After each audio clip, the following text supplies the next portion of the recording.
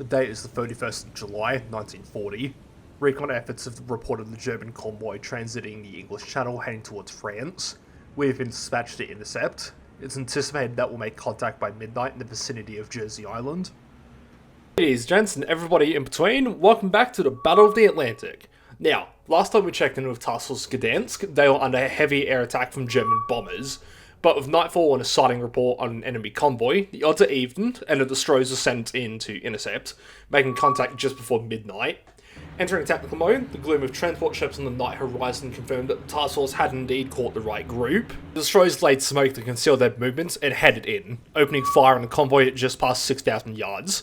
Easy pickings. The only escorts were a pair of small and slow auxiliaries. Soon, explosions were spotted, and then immediately after that, a big explosion. The cargo detonation that sent one transport straight to hell. Further up the line, despite being slowed as a result of her bomb damage, Blitzkowitzer ripped into the Germans, smashing one of the escorts to pieces with a mere handful of salvos, and even going as far as to attack the escort with its extensive array of anti-aircraft guns. As it turns out, the Germans could also attack using their AA guns, as Wolfhound found out when she blundered too close to the convoy. Wolfhound and Verdun backed out of AA range. Blitzkowitzer decimated another transport with a cargo explosion, setting the second escort ablaze from bow to stern in the process, and sinking both ships in short order.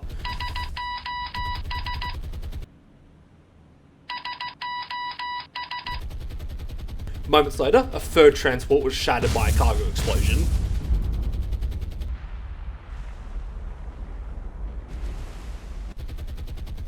Two transports that had managed to turn away from the task force didn't fare any better. The closer of the two was devastated by yet another cargo explosion inflicted by Blitzkowitzer, and the last transport, despite being the furthest away, was gradually pieced apart, burnt down, and destroyed. 7 ships destroyed in a furious night action. It was a good haul. With the sun yet to rise for another few hours, Task Force Gdansk withdrew from the channel. Their first mission, a major success. Further northeast, concurrent with Gdansk's mission, Resup 1 had arrived at Reykjavik, dropping off their cargo before setting sail for Liverpool. By daylight, Task Force Gdansk were clear of the air threat, and using the proceeds gained from their mission, they were reinforced by an additional ship, the G-class destroyer ORP Garland. Garland has a fairly interesting story. Commissioned in 1936 by the Royal Navy as HMS Garland, she performed embargo and blockade duties during the Spanish Civil War, but was severely damaged by the explosion of her own depth charges in the very earliest stages of World War II. Following an extensive repair period, she was loaned to the Polish as ORP Garland, where she served as a convoy escort, getting beaten up as is standard for Polish-operated destroyers of the era, but surviving the war. After being returned to the Royal Navy, Garland was then transferred to the Royal Netherlands Navy as the HNMLS Marnix, serving as a training ship before ultimately being scrapped in 1964. Anyway, Garland scrambled from Liverpool to join Task Force Gdansk as its 4th ship. Back in Iceland, Norfolk, which was guarding the inlet to Reykjavik, picked up a German scout plane. A follow-up air patrol found no sign of its origin, but Task Force Fury was redeployed from the North Sea to Iceland to keep the area secure. Ultimately, by daylight of the 2nd of August, Norfolk found nothing, but Task Force Fury picked up a surface raider group in the middle of the Atlantic. Cossack, Somali, and Edinburgh were detached to intercept this force, while Swordfish and Furious were launched in close support. Making contact with the enemy force, I discovered that it was the Panzer ship Admiral Scheer and 2 small escorts, the exact composition of the force that had been escorting Gneisenau all the way back in Week 1. Halfway into Week 4, they were still hunting. The Swordfish were divided into 2 flights of 7, plus an extra aircraft that I was going to control myself, while the destroyers in Edinburgh turned close to distance with the enemy. Weaving through AA fire, this lone Swordfish was shot down, but it got its torpedo off, which struck Admiral Scheer in her port aft quarter. The Panzer ship slowed to a crawl, which made targeting the ship easier as Cossack and Somali continued to close in, while Edinburgh provided supporting fire from a distance. Overhead, the Swordfish were also closing the distance and setting up for an anvil attack. 7 torpedoes in the ship's west scored 3 hits, while 7 torpedoes in the ship's east scored another 3.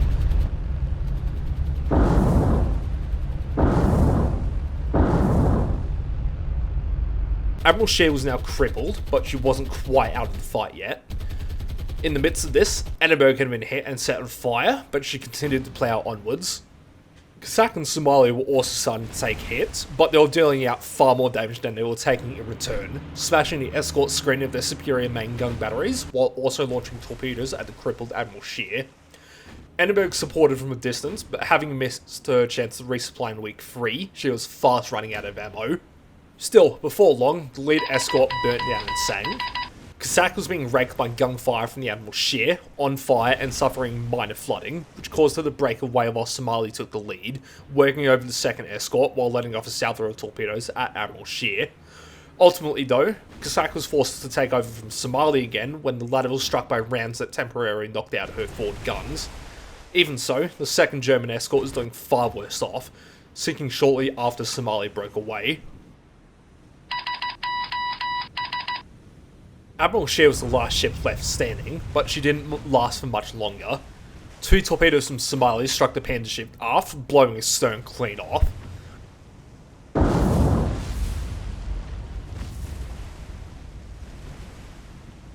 Having taken 9 torpedo hits in total, the last vestiges of the radar force that had once haunted Furious had finally been taken care of, Admiral Scheer foundering and slipping under.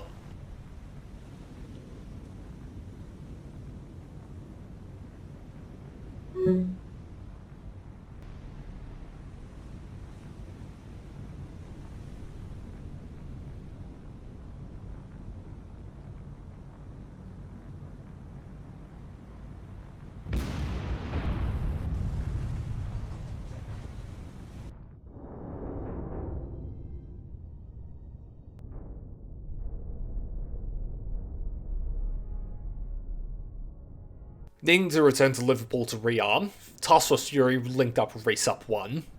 After a long transit, the replenishment at Seaforce was finally in theatre to support operations. However, the carrier group was forced to break off after picking up another German scout plane. The origin of this scout plane was none other than Scharnhorst, a battleship and the sister ship of the Gneisenau, which was also escorted by the heavy cruiser Prinz Eugen.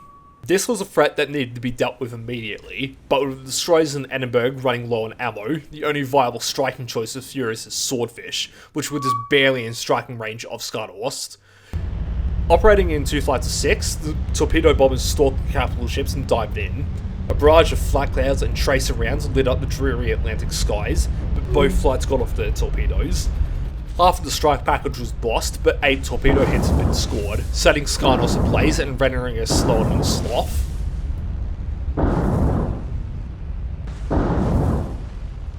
Unfortunately, it hadn't been enough to outright sink the Scharnhorst, but it was enough to force the Raider force to withdraw, and with the damage that the battleship had suffered, Scharnhorst would be out of action for a very long time, functionally striking her off the Kriegsmarine's capital ship list. Which, we have a chart for that now, by the way. The Germans have a total of 14 capital ships. Of those, 5 had already been sunk. Gneisenau and Emden in week 1, Schlesien, Lutzow and Nuremberg in week 2. Now we can add 2 more tallies, Scharnhorst and Admiral Scheer in week 4. Half of Germany's capital ships are now littering the bottom of the oceans. Shortly after this victory though, yet another surface raider force was picked up, this time north of Scapa Flow. It was a small force, just a light cruiser and a pre-dreadnought battleship, but I did make note of the group's presence. Back in home waters, Triton was rearmed at Liverpool and sent out into the English Channel to act as a scout and to intercept the occasional convoy. In the meanwhile, a scout plane of all things was picked up over Grimsby. Curious, I dispatched a viewfighter to go find the plane's host ship. Unfortunately, this is where I started to run into a bug.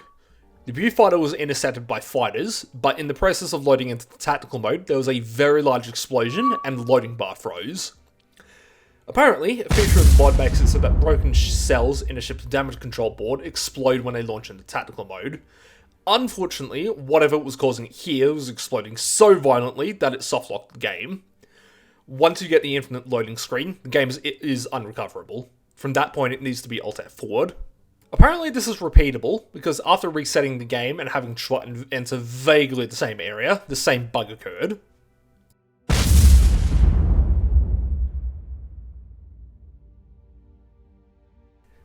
Nevertheless, I had made sure to actually save before testing this, so aside from the weird bug, I was able to continue as normal. At Liverpool, Task Force Fury had rearmed and was departing when a group of 18 bombers was picked up near Plymouth. These aircraft were targeting Task Force Gdansk. The destroyers turned to evade the first group of bombers, while escorting Hurricanes did their best to intercept them. In spite of hard turns, Wolfhound took a hit which knocked out her rear magazine. Luckily, all the bombers in the second wave were shot down before they can get their loads out.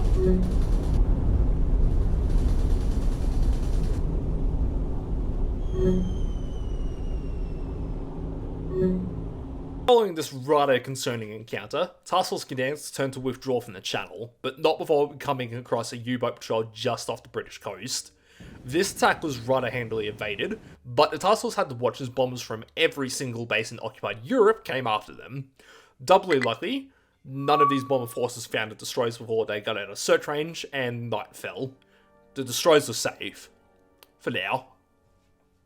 Further actions were precluded for now, because by midday of the 7th of August, more command points and supplies came in to signify the end of week 4 and the beginning of week 5. It had been a short week, but it had also been a violent one, with 2 surface actions, plus the crippling of a capital ship via air attack, plus a fright via a show of force from the Luftwaffe. More assets had finally shown up in Feeder, including Resup 1, which was going to prove vital to operations in the future. Still, those further actions were going to have to come in the following weeks.